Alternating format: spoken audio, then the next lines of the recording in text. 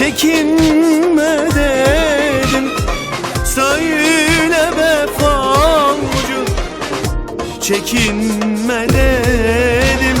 Biliyorsun zaten dedi, bahtın kara senin belli.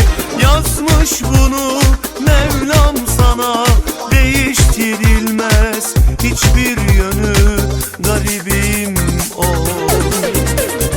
Sen kötü kaderin sahibi değil, vefasız yarin kurbanı oldum. Ne suçum günahım vardı Tanrım, bütün dertlerin durağı oldum.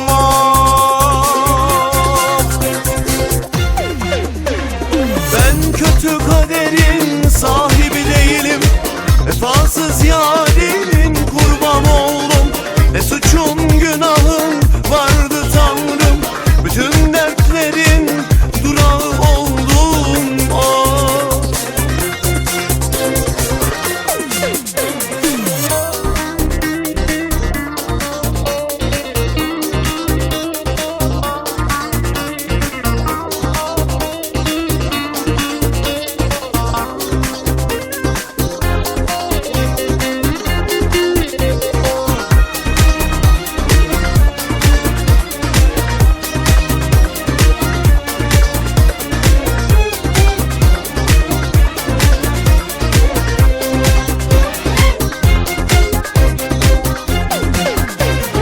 Tanrım yaratırken ben kuluna, kötü kader mi yazdın alnıma?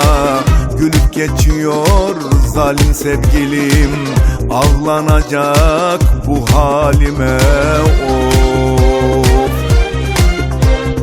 Tanrım yaratırken ben kuluna, kötü kader mi yazdın alnıma? Gülüp geçiyor zalim sevgilim, ağlanacak bu halime of. Söyle be falcı, çekinme dedim. Söyle be falcı, çekinme dedim. Biliyorsun zaten dedi, bahtın kara senin belli.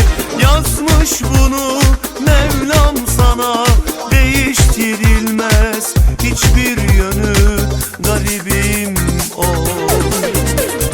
Sen kötü kaderin sahibi değil, vefasız yarin kurbanı oldum. Ne suçum günahım vardı Tanrım, bütün dertlerin durağı oldum.